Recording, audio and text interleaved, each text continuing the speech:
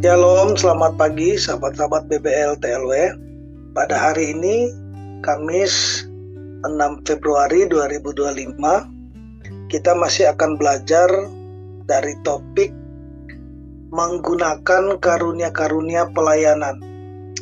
Nah, saya percaya bahwa waktu dengar topik ini, menggunakan karunia-karunia pelayanan, pasti yang terbesit di hati Bapak Ibu, adakah saya punya karunia? Ya. Atau ada yang juga bertanya, saya punya talenta nggak ya?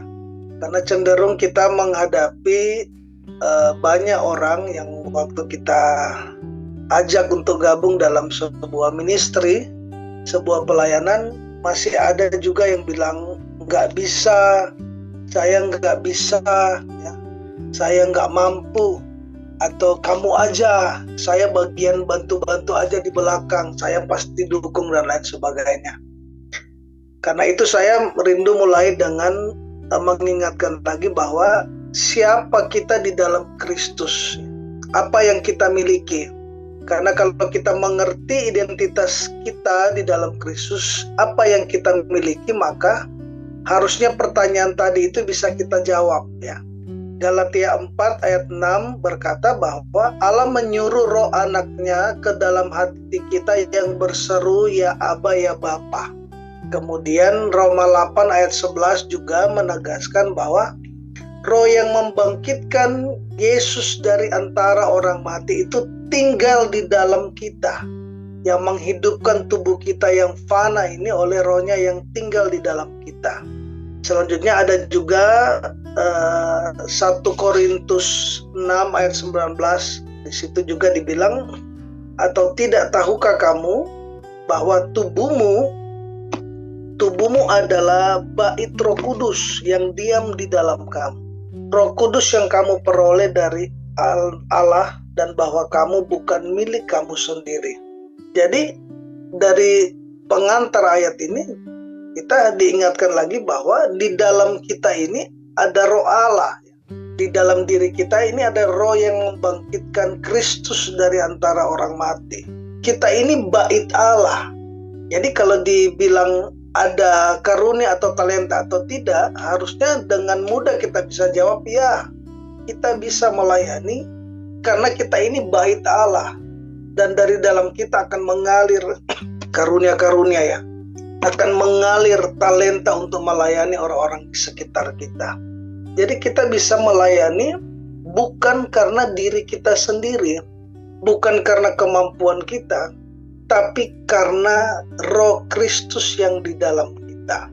Karena roh Allah berdiam di dalam kita, maka berbagai karunia itu ada di dalam kita. Di 1 Korintus 12 ayat 4-6 di situ dikatakan, ada rupa-rupa karunia, tetapi satu roh, dan ada rupa-rupa pelayanan, tetapi satu Tuhan, dan ada berbagai-bagai perbuatan ajaib, tetapi Allah adalah satu yang mengerjakan semuanya dalam semua orang. Kita dapat benar-benar dikuasai oleh Allah, dan roh Allah mengalir melalui kita. Karena itu kita perlu membaginya dengan orang lain. Karena saat kita berbagi dengan orang lain, ya, hal yang kita bagikan itu yang disebut sebagai karunia-karunia roh, dan tujuan karunia-karunia tersebut diberikan memang untuk melayani tubuh Kristus. Nah, Allah memakai setiap orang dalam tubuh Kristus dan memberi kita ini karunia-karunia spesifik yang sudah disebutkan tadi. Di ayat 7 juga disebutkan bahwa tetapi kepada tiap-tiap orang dikaruniakan penyataan roh untuk kepentingan bersama atau untuk keuntungan semua orang. Jadi masing-masing kita ini diberikan karunia spesifik dari Allah. Problemnya adalah bahwa mungkin saja kita belum menyadari apa yang kita miliki. Ayat-ayat tadi juga mengatakan bahwa Allah ini menaruh kemampuan supernatural di dalam diri kita masing-masing. Nah, meskipun kita tidak merasakannya, kita belum menyadarinya, tapi inilah janji firman Allah bagi kita. Kalau saat ini kita ada di dalam pelayanan ya, kalau saat ini kita berkomunitas bersama orang-orang di ministry, lingkungan pelayanan, kita menyadari siapa kita di dalam Kristus, kita menjadikan Yesus sebagai Tuhan dan Juru Selamat kita, maka lambat ataupun cepat ya, pelan-pelan kita akan menyadari bahwa kita memiliki sesuatu yang luar biasa di dalam kita.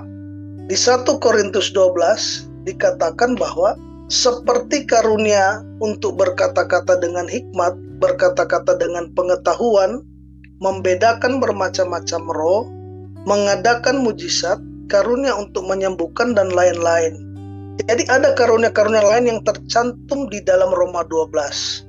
Seperti yang tadi saya sampaikan bahwa kita perlu mulai menyadari dan mempelajari bahwa setiap kita ini diberikan karunia dari Allah. Kalau saat ini kita ada di dalam tubuh Kristus, ya, kita terhubung dengan orang-orang percaya, maka ini juga menjadi media bagi kita untuk mulai mempelajari karunia-karunia tersebut dan menyadari bahwa kita memiliki sesuatu yang bisa kita bagikan kepada orang lain. Mungkin tidak semua dari kita punya karunia untuk mengajar. Tidak semua dari kita punya karunia untuk berkhotbah atau menyembuhkan orang lain. Tetapi ada juga karunia-karunia lain yang mungkin kita miliki tanpa kita sadari. Contoh misalnya karunia untuk memberi tumpangan. Ada orang yang selalu terbuka rumahnya untuk didatangi oleh orang lain, untuk memberi tumpangan kepada orang lain. Ada orang-orang yang kecenderungannya itu berbeda dengan orang lain. Ada yang sangat perhatian dengan orang lain, peduli dengan orang lain. Ada yang suka memberi.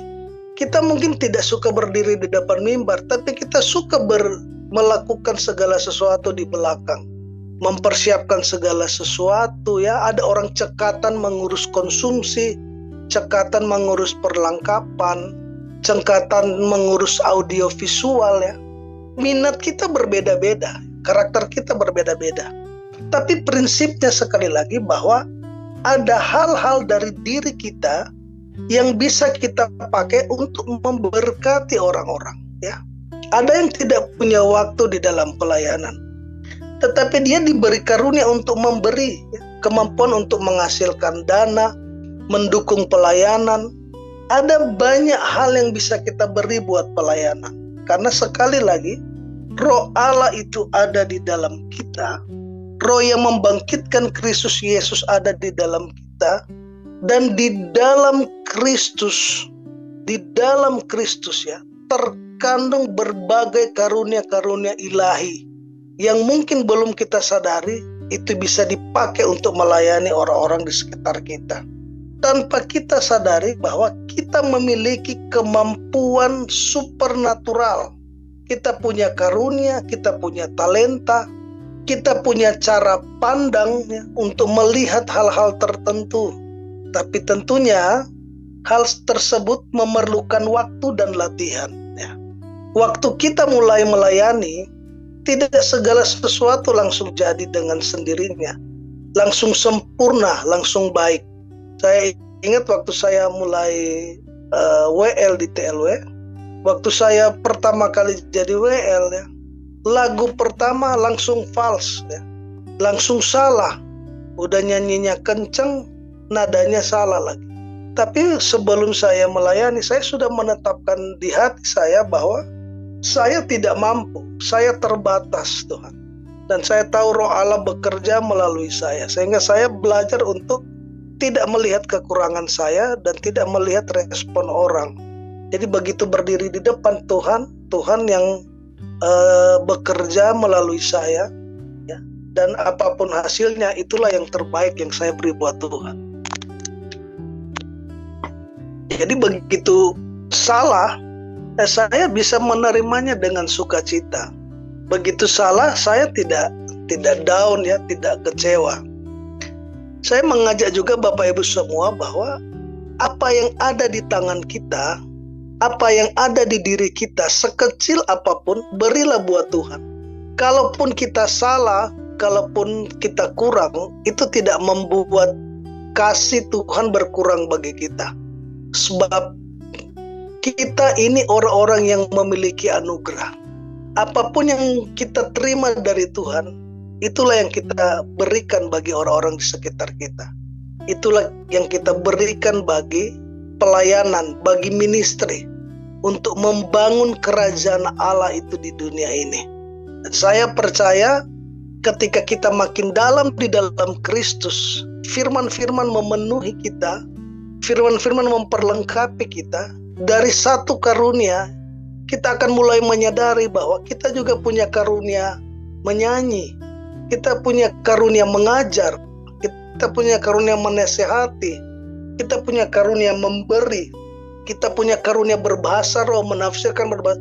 Akan bertambah-tambah karunia-karunia itu di dalam kita. Semakin kita mencintai firman, semakin firman memenuhi kita, maka kita semakin dipenuhi oleh karunia-karunia yang bisa kita layangkan untuk membangun tubuh Kristus, membangun komunitas, membangun pelayanan, membangun keluarga kita, membangun orang-orang di sekeliling kita. Tuhan Yesus memberkati. Demikian pengajaran di kita hari ini. Sampai bertemu lagi di kelas selanjutnya besok hari. Tuhan memberkati.